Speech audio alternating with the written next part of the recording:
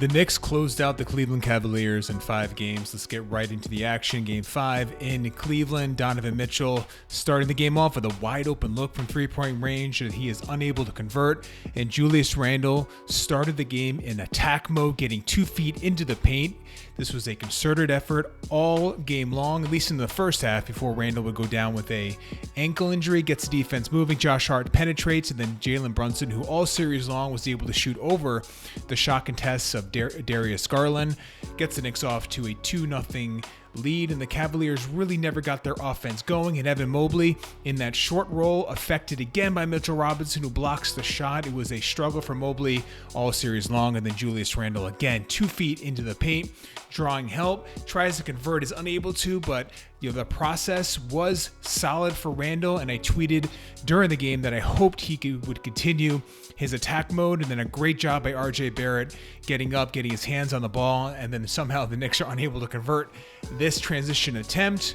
But you can see how active the Knicks were on the defensive end. And then Julius Randle with Jared Allen out high, so the middle is wide open. So he takes Mobley into the paint, gets a shoulder into him, gets under the rim, kicks out to Josh Hart, who dribbles the ball off his leg. Again, the Julius Randle attack mode doesn't bear fruit, but the process was very good. And then the Knicks, again, pushing it in transition. RJ Barrett finds Jalen Brunson wide open on the right wing, and he cashes that three-point shot. And the Knicks getting good looks from their offense early on, and the Knicks are going to run this horn action, which is going to free up Julius Randle at the top of the key. Mitchell Robinson does a good job of reading it, cutting to the basket, and a good find from Randle, whose passing in the first half was really good. And then RJ kicks it out to Randle, takes the open three, misses it, and then there he is, Mitchell Robinson, who again, between two Cavaliers, is just going to be bigger and stronger than all of them, gets a tip, another tip, and then gathers the ball and is ultimately going to draw the fouls. Mitchell Robinson, just an absolute beast on the offensive boards. And then Julius Randle continues his attack mode. This time he's going to draw the foul. And now check this out from Jalen Brunson, who gets caught here, really nowhere to go. So he finds Julius Randle with a back shoulder, something you see in the NFL all the time. Randle misses that in close basket, and then Mitchell Robinson flies in for the lefty tip. And then here's Jalen Brunson, who got off to a really good start in this game. Try to find as many guys with the footwork that he has in the post. Look at that space creation on LeVert. Just a lot of room against a guy 3-4 inches taller, and he cashes that mid-range fall away. Jalen Brunson just so hard to guard in that short mid-range area. And then here's Julius Randle with the Danny Green mismatch. He's going to spin to his right, getting in the paint, head fake, draws the foul. Just a fantastic start for Julius Randle. Then he's going to gather this rebound, rips it out of the hands of Danny Green, and then he's going to push the ball, push the pace, and at 6'9", 250 pounds, gets close to the rim, kicks it out to Emmanuel quickly in the left corner for that three-point look. So Randle's passing, his impact getting to the basket, really showing in the first quarter. And then here's Randle again. He is wide open here. Brunson is going to swing it to him. Good cut. Randle dislodges Osman, who has nothing left to do but to foul him. So Randle back to the line. Knicks playing really well early on. And then Obi Toppin replaces Randle, sets a great screen for Emmanuel quickly going to his right. Top of the key, where quickly is a wonderful shooter from that area. And then it's another three-point shot. The Knicks out early with a 10-point lead. The Cavaliers really didn't have a lot going on offensively. And then watch RJ Barrett here. A lot of guys ahead of him, but watch the sprint getting to the basket. He is one of the faster players at his size in the NBA when he's got his momentum going towards the rim. And a good finish with the left hand. And then a Jared Allen missed floater. Obi Toppin, this is his ability to push the ball. And he sees RJ Barrett in the corner with Garland on him and no one covering the basket. So all that space. Then it's a single dribble getting all the way to the basket for the easy finish. RJ Barrett, ability to get to the paint against the Cavaliers over the last 3 games of this series. And then again, sees the seam here.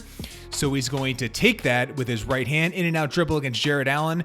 Probably gets fouled in that play. And then watch Hartenstein battle for the boards, kicks it out to quickly. And then that floater, one of the best in the business at that shot. And then Obi Toppin, look at this, another nice screen. Garland gets stuck on it again, and then quickly with an open three-point look, he came out firing. And then Jalen Brunson with Isaac Okoro applying that full court ball pressure. Look at this in and out dribble with the left hand, getting the base of Okoro off balance, and then he attacks that front leg, gets all the way to the basket. Then Mitchell Robinson, great screen down low against Jared Allen, freeing up Brunson to finish all the way at the basket with that left hand.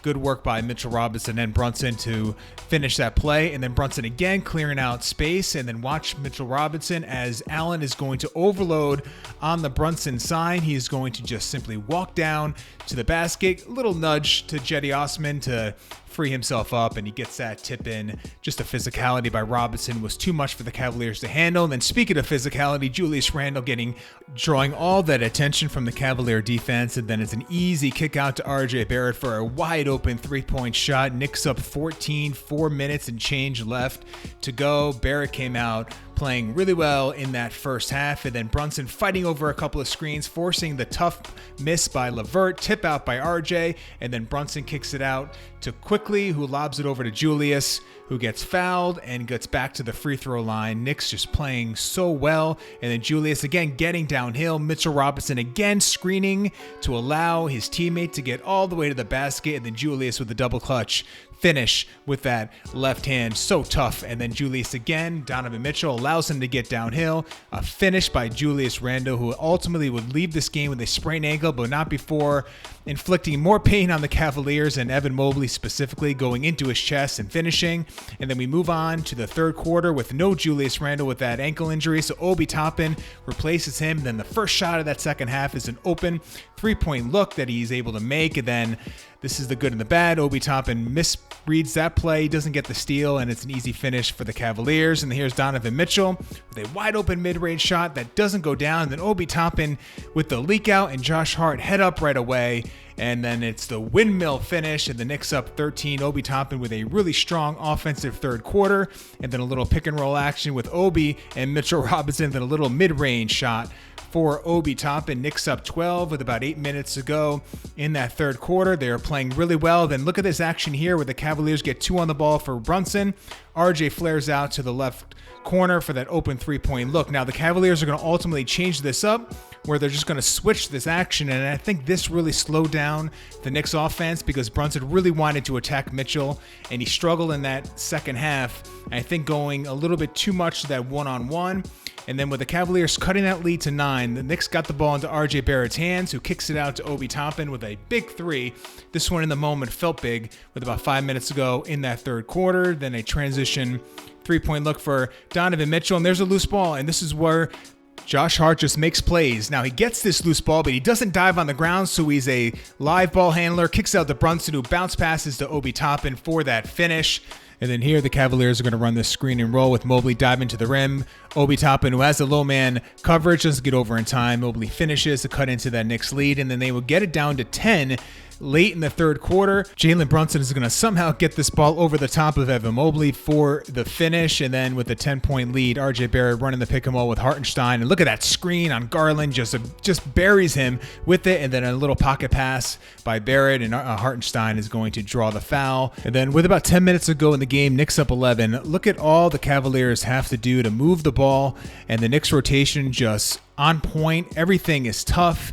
The Cavaliers are ultimately going to generate a rather open 3-point look from Garland at the end of the shot clock, but it is a lot of movement, a lot of energy that you're going to have to expel to get off a decent look against a really good Knicks defense. So with the lead at 8, the Knicks again are going to get the ball into RJ Barrett's hands, and now watch this pass to Emmanuel Quickly. Now if he gets this ball over right there on that lane, the Cavaliers have 2 players, whether it's Garland or Mitchell, in pretty close proximity to rotate over, but Barrett passes him more open to Quickly's left, giving him an open look, and then Quickly cashes that 2-point look because his foot was on the line, and then Quickly draws that offensive foul because he's just refused to be screened on that play. And then RJ Barrett again with the Knicks clinging to now a 6-point lead with under 8 minutes to go. He does a good job of sensing that strong side help, so he's going to spin back middle, head fake, and then gets hammered by Jared Allen, and then ends up making these 2 free throws. So the Knicks have an 8-point lead with just over 7 minutes to go. Then a great tip back by Josh Hart on the next possession, kicks it out to Quickly, who races down the court to draw the foul to give the Knicks a 10-point lead. And it just seemed like every time the Cavaliers would cut into the Knicks lead slightly, slightly, the Knicks would extend, and then a good no call here because you could see Donovan Mitchell kick his right leg out. That's going to clip Josh Hart, so a good no call on that Mitchell 3-point attempt. And then with the Knicks up 10 with 6:23 to go, the Cavaliers put 2 on the ball, and then it's an easy lob with Mitchell Robinson in the dunker spot. Good find by Josh Hart, and the Knicks starting to sense it. And now look at this play.